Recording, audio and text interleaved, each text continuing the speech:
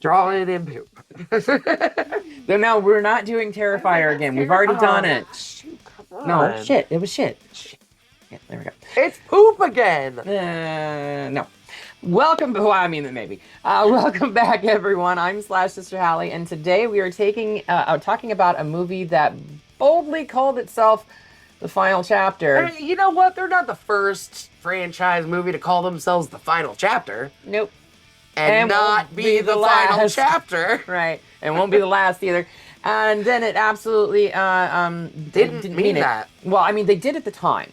And the other franchises did at the time, too. Sure they did. No, they really... Well, I mean, the way they wrapped this one up. Yeah, okay. Fair. All right. Hey, I'm Slash Sister Jen. Nice to see you guys. We are reviewing Saw 3D. Didn't we already do a 3D with Saw? No. This is the first one with 3D? Mm-hmm. Wow. Surprised it took them this long. Also known as Saw the Final Chapter. Because if you're not using cameras designed for filming in 3D, the conversion is terrible. Is fucking... Well, Yep. it's terrible, but it's time-consuming in post-production. Yes, right. So, because they were whipping these out literally one a that's year... Right. It was fucking Final Destination that we got 2 3Ds. That's right. Anyway. Directed by Kevin Greutner. Yep. Gruder. And starring Tobin Bell again, Costas Mandylor again, and Betsy Russell again. And Sean Patrick Flannery and Chester Bennington. Yes. Yep. Which is why I have a hard time taking this movie seriously, because I mean, every time Sean Patrick Flannery's character was like yelling, all I could picture was Boondock Saints. Yeah. You and your stupid fucking road! That's all I can picture. You know what's fun? Is I think like probably at least 6 different times. You know, his character's name is Bobby. Mm-hmm. My fiance's name is Bob. He was lovingly called Bobby all of his life. So every time Jigsaw came on and said, "Hello, Bobby. I want to play a game," I'd go. I'd like nudge him in the side. Hey, it's you! It's you! Wow. We had fun watching this movie. This was supposed to be the big ending, the last test, the final game, the ultimate payoff. Uh-huh. And to be fair, it does go big. Bigger traps. More spectacle, and enough slow-motion chaos to last the rest of the franchise. I guess we had to do slow-mo for the 3D. Until Jigsaw comes out 10 years later. Right. Anyway, or 8 years later. Jigsaw may be gone, but his work ethic, it's unmatched. Always. His legacy, complicated. Yeah. Yep. His ability to plan 12 steps ahead, far from beyond the grave. Honestly, that is kind of impressive. It really is. I mean, he had the next 6 movies planned out. Mm-hmm. He had the plot going. He knew that he was doing it for the plot. This movie really said, let's wrap it up. But leave that door unlocked just in case. Yes. But before we test your will to survive, how much blood are you willing to shed? Check out our Etsy shop, where you don't have to pay us in blood. No, we will gladly take, cold hard cash. You can pay me in blood, though. What? No. Go to etsy.com/shop /sisters. It's so many slashes. It's so many slashes. So many slashes. Link in the bio, anyway. Yeah. If you love horror as much as we do, we've got original art done by Jen, shirts that are designed by me, including Slash Sisters merch, like the one that Jenny is wearing right here. You know, you want to represent Slash Sisters TV. You know you do. Mm-hmm. And pick up a couple patches of your favorite band or horror icon to make a statement on your battle jacket, vest, backpack, jeans, whatever. Anywhere you want to put it. And we promise, there's no elaborate traps required to enter our shop. Mm-mm. No. It's pretty easy, just click. And don't forget to slash that subscribe button, stab that like button and ring the grave bell because you don't want to miss out on any of the craziness that we are doing right here on this very channel. Mm-hmm. Yep. So the timer's set. Game over. For now. I do love this opening sequence. You know what? Dr. Lawrence Gordon.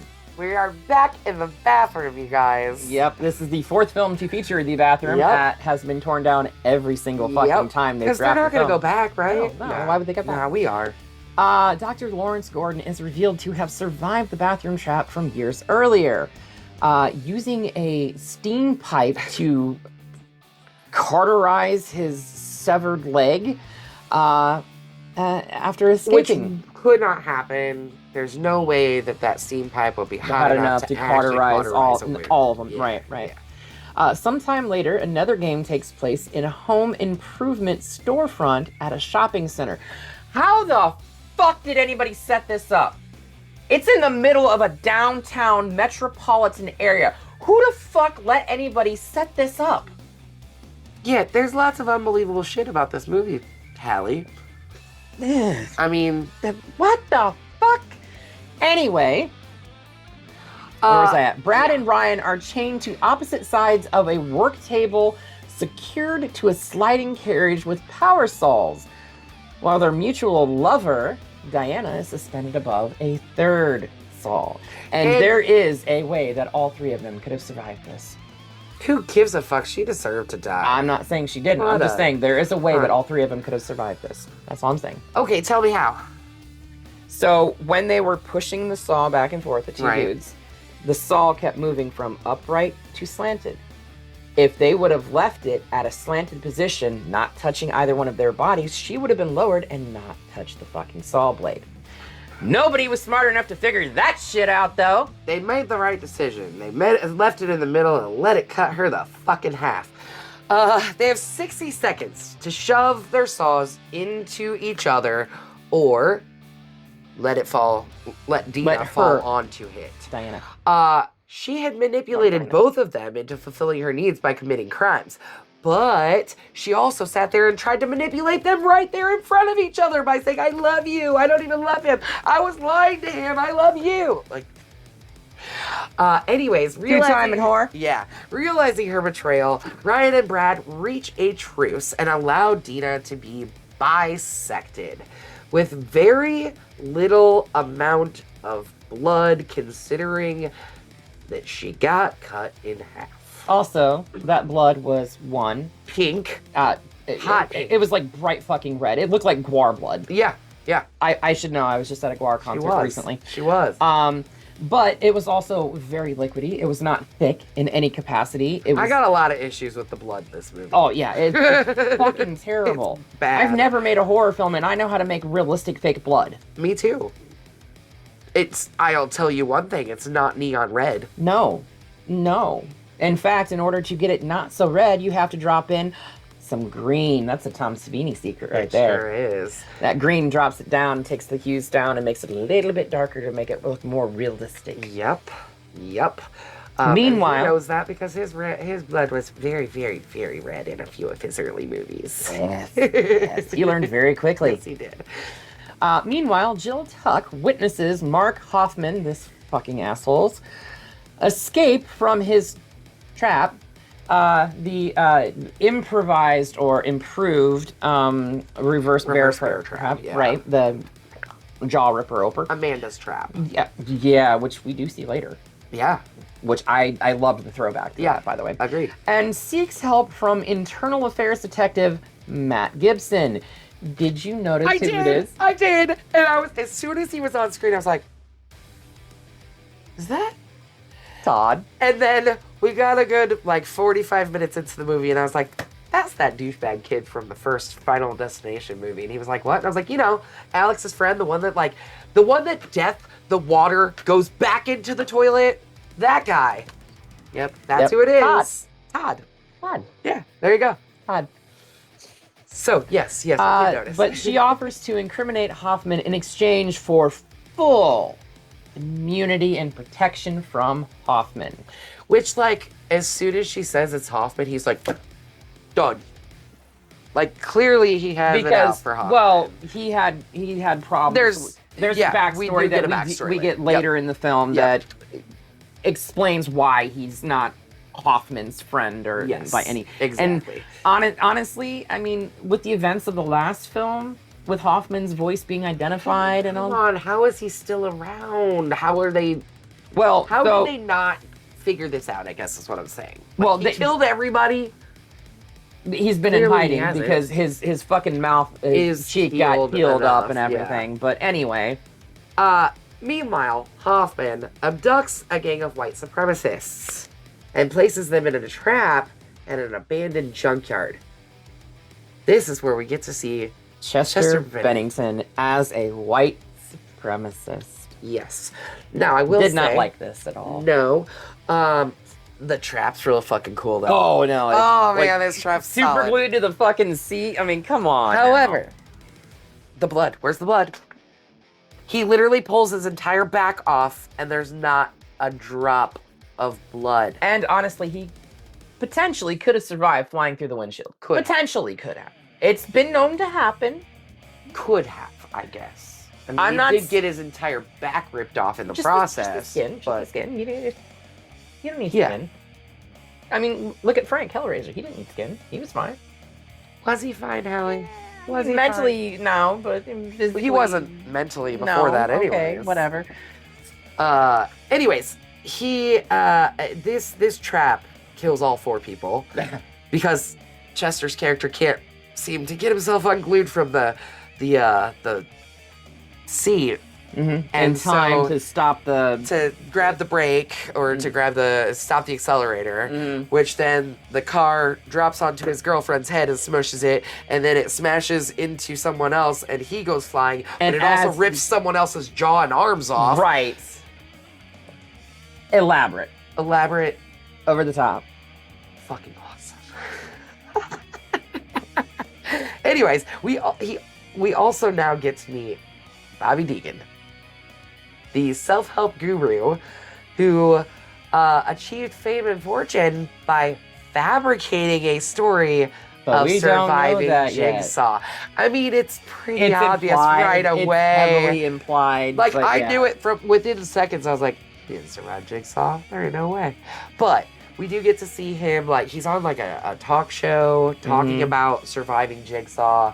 And then, The survivors group right. And right after the Survivors group, which at the Survivors group, is Lawrence Dr. Gordon. shows up and kind of calls this dude out a little bit, too. Because like- he would know. He would know. Uh-huh. So, right after this, though, both Bobby and his wife And his and his entire PR team PR team. are kidnapped Yep. by Jigsaw. And, yeah, now they get to see, well, Bobby, at least, well, they all get to see, but Bobby finally gets to actually try to be a survivor in a Jigsaw game. So, my question is this. Is this a John Kramer trap or is this a Detective Hoffman trap?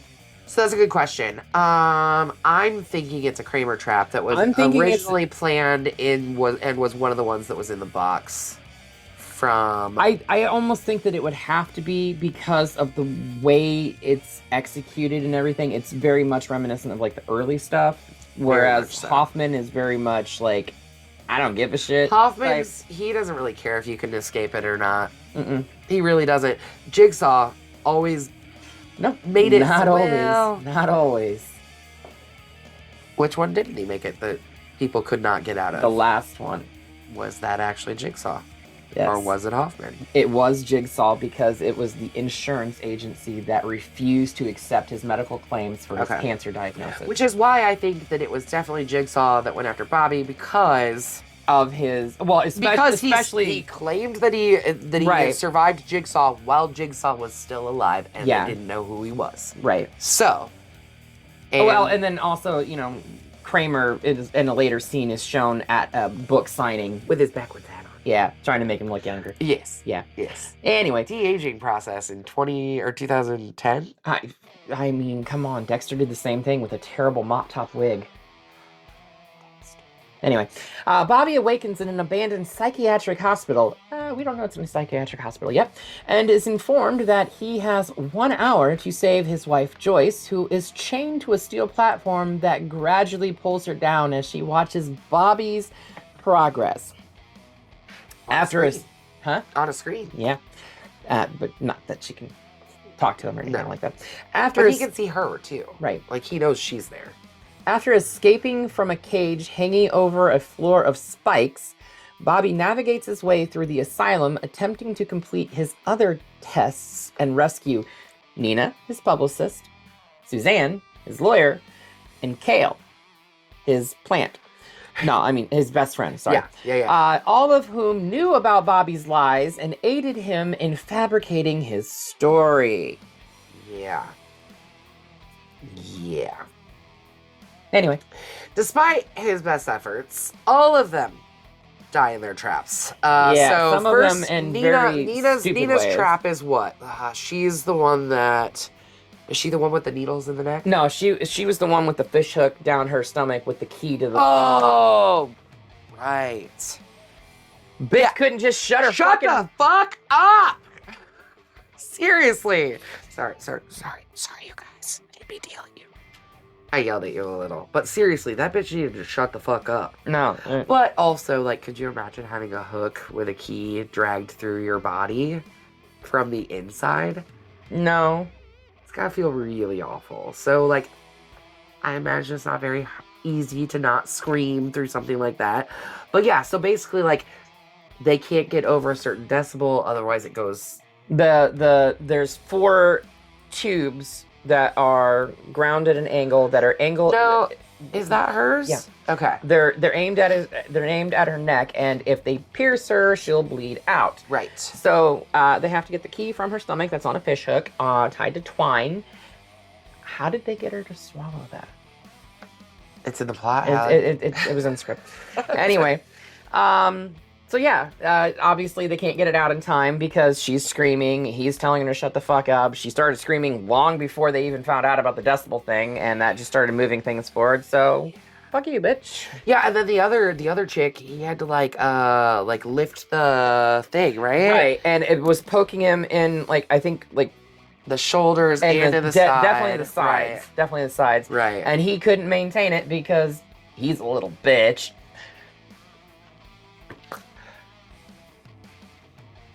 And his plant friend Kale, he was blindfolded. Come on, it writes itself. It does. Come on. Yeah. But he was blindfolded with a noose wrapped around his neck that he could not get off and couldn't get the blindfold off for some interesting reason. Anyway, they had to navigate planks above at least 3-story drop. Yep. And they had to get a key to get the fucking noose off, and he gets the key. So close. He gets the key and he tosses it, but dude can't catch it because he can't Because fucking see he's it. blindfolded. And he hangs. Yep. And that's how he loses all 3 of his people. Mm-hmm. But they deserved it because they created this big ol' elaborate lie. I mean, I don't guess people don't deserve to die for their lies, but in the Jigsaw universe, they do. So, And throughout all of this, we have Gibson trying to track down Hoffman, trying to protect Jill. right, all this and other Hoffman's phone's getting tracked in all these different places, and there's the angel statue in the background. And I'm sorry, you guys, I just don't like the cop storyline. I know I say this in every Saw shit. video. This one was the worst cop story. I mean, it's not that bad. There's this whole backstory on Hoffman fucking showing up and to Gibson.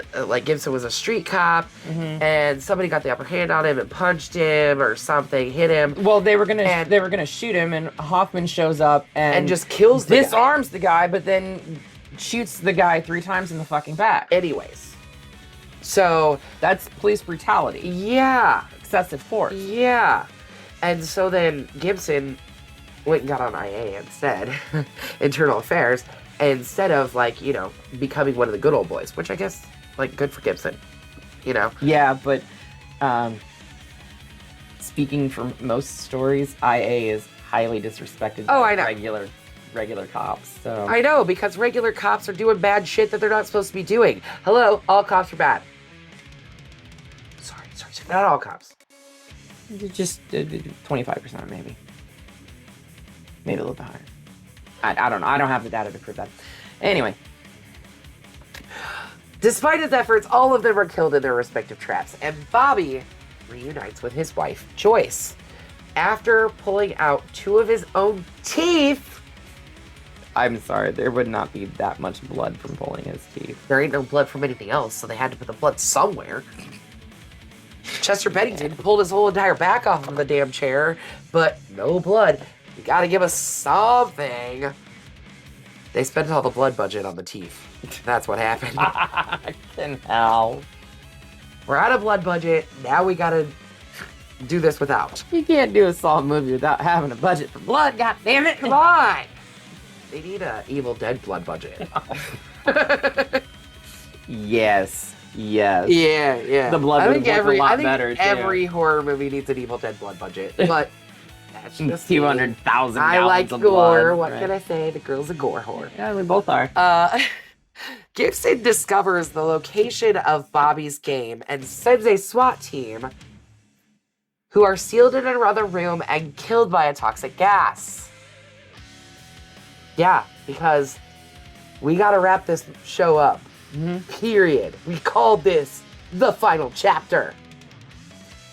Everybody dies. Everybody dies. Finding Hoffman's command center, Gibson realizes that he gained access to the police station during the games, having been brought into the morgue in a body bag with the intention of finding Jill. Because Yeah, he got brought in a body bag with all the bodies that were from the junkyard. the white supremacists. And he also did after once the police were there, he had some explosions happen to empty out the further station. injure and and empty out the station. empty out the area so that he could get into a bag Mm-hmm. and pretend to be a corpse. Before Gibson can swarm the station, he and his officers accompanying him are killed by an automatic turret gun. Hoffman, Walter White style. Yeah. Hoffman infiltrates. Before Walter White, so who did it first? Saw did it first. Hoffman infiltrates the police station, killing every last motherfucker in his path to get to Jill. Yep. And earlier, so Jill has had a few dreams during this movie. I kind of wish that one with the With the train with thing the or rail whatever. car and everything. Yeah. That one was pretty cool. Mhm. I'll give it that. And I'm sure it was interesting to see in 3D. Oh yeah, remember this movie's in 3D, you guys. Didn't look like it was in 3D. Maybe that's not a bad thing. The only shot that even remotely looked like there was an explosion where a piece of shrapnel came flying at the camera, but at the end there's a shot where We'll talk about it. yeah, where something's thrown directly at the camera, and Yeah. that was the only cool 3D shot for the entire fucking See, I film. didn't see it in 3D. I just watched it recently. I don't have a 3D TV nor 3D glasses. But you can tell it was a 3D shot. Oh yeah, for sure. So fulfilling a request from John to take immediate action if Jill were to be harmed. Did I skip? Oh yeah, I did. I totally skipped it entire. For his final. We gotta talk about Bobby's final test first. That's what it is. The brazen bull, or it kind of looks like a pig actually, but yeah. So, while Bobby was on his press tour, Mm-hmm. he talked about the trap that he survived, which was that he had to take hooks, Meat hooks, and put them into his pectoral muscles. which can clearly hold the weight of a human body. Sure. Especially if you pierce them yourself. So I'm sure you're getting deep into that tissue to really hold yourself up. Anyways, so he has to take meat hooks and pierce it through his pecs, and then has to find a way to hoist himself up to the ceiling to deactivate Joyce's traps. He has to Extension cord. put the extension cord together, That's which that is. yes, Sorry. which deactivates his wife's trap. But the hooks tear through his flesh and he falls to the ground. Imagine that. Dumbass. The timer then goes off causing a capsule resembling a brazen bull to close. Actually, I think it looks more like a pig, but yeah. Yeah. But it closes around Joyce and incinerates her alive. After reaching Jill and executing her with the original reverse bear trap that Amanda had on her mouth, reverse bear trap, which this has been years since the original. Yeah. Why would that still be in evidence lockup? Well, they keep evidence for a long time. But right next to fresh evidence on the same case? Yeah, exactly. Well, I don't know. I mean, there's more evidence on the same case, or at least on the same type of killings. Anyway, Hoffman destroys his workshop and begins to leave town, but is subdued by 3 pig-masked figures. Imagine that. I want to know who the other two are. Yeah, exactly. Yeah. The leader reveals himself to be... Dr. Gordon! That's right! Jigsaw convinced his ass to start working for him, and he's been using him behind the scenes for every single medical thing that has been done to the trapeze. Yeah, so in like the traps. putting the key in the eye. Yeah, all that sewing stuff. things shut. Right. Which was really cool to see all of that come together and everything. It was very, very cool. But yeah, he became Jigsaw's apprentice. Yeah. Because that makes fucking sense, right? Yeah. I mean, it makes more sense than Hoffman's stupid ass. Yeah, fuck Hoffman. Now, here's my line that I tried to say earlier. Fulfilling a request from John Kramer to take immediate action if Jill were to be harmed. He found out that Jill was killed by Hoffman, and Gordon shackles Hoffman in the same room where he himself cut his own fucking foot off. The foot's still withered on the floor. He throws the hacksaw away reaches for the hacksaw, and he says, and he just no, kicks it out of the way. I don't think we'll be needing this, and just throws it at the camera in the only cool 3D shot in this entire fucking film. Yep. And then goes to the door and says, Game over. And that's the end of the Saw franchise. No, it's not. Oh, yeah. It's not. No, we got 3 more. Okay. So, thoughts, Hallie? I love Gordon coming back. Because the entire time, I know that was one of the complaints when the films were coming out, is like, what happened with Gordon? Did he survive? Right. What became of him type thing, right? Right. So the fact that it took this long to get answered is due only in part to Carrie Elways. Fair. Not wanting To return. to do I it. don't blame him. Because he, like, sued them for something or whatever, and then the lawsuit was settled out of court, and he was finally able to come back, and I think he only spent, like, 3 days on set doing his scenes and everything, so... That's, like, the only thing that I really enjoyed about it was Gordon coming back. That's so funny Because Sean Patrick Flannery, I'm sorry, he's a fucking Boondock Saint. I can't see him in anything else other than Boondock. I get that. Chester Bennington? Come on, a white supremacist? Fuck off. Okay. And it took way too long for Hoffman to get his comeuppance. Thank you.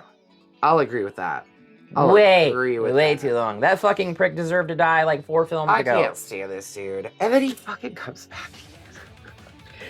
But he only just, I mean, it made sense for why he came back. Right. But he does come back again in 10. Right. The only other problem that I do have with this is because this ends in the original bathroom. Right. You're going to tell me that, like, the Jigsaw case has been closed for years, and nobody has found that fucking bathroom? Yes, not. No authority figure has found that fucking bathroom? Guess not. Okay, then fucking Hoffman, die. Bitch, die. Yeah. Yeah, this is where we take people In the words of Edsel Dope, die, motherfucker, die. What she I don't know if you just heard that snarky little scoff, but that was our producer behind the camera laughing at my dumbass. So, all right, this is a straight Bloody Machete down for me. Okay, so I'm gonna surprise you guys because I have been straight up trashing on Saw Yes, you this have. entire time. I actually fucking liked this one. Fuck you. Fuck you. Fuck you. Same page, Jenny. Same I fucking think page. the traps are hilarious. They're good. They're inventive. There was every one of the traps. Like afterwards, I was like, "That was fun. That was fun. That's fun." There was a lot of traps, and they were good traps. It was great to see Gordon back. It was a lot of fun throwbacks to the old stuff. It was a lot of explaining a lot of shit that made no fucking sense. And maybe they planned it all along this way. Maybe they were like, I know how we can tie this all together. I don't think that they did because they were kind of making each one of these As on they the were fly. going, right? Which is why so a lot of the earlier ones don't make any fucking sense. Which is why we had to have somebody with a vision to come in and like rein everything in and tie everything up with a nice little bow and call it the final fucking chapter. It's a bloody machete up for me. Down. Sorry, you guys. This is why this channel's fun, though, because we have differing views on things, and we have different opinions on things, and we like to keep things exciting. Shall we send this to I the think bathroom? we should. Get it on out of here. Bye. All right. Oh, you looked, too. I just looked when I looked over. Because We keep the stack back there, and both of us forgot. But I did know that this was what was next. Yeah, and we do have a guest coming back on the channel next time to film this. So our good friend over at Funko Mafia, Jeff Brown, part of our planning committee for Central Illinois HorrorCon, is going to come on and help us review a rather interesting found footage film. And no, it's not Blair Witch Project. I know, we've done found footage, and we still haven't done Blair Witch Project. We both decide on what films to fucking do, and neither one of us have brought it up, so... That's true.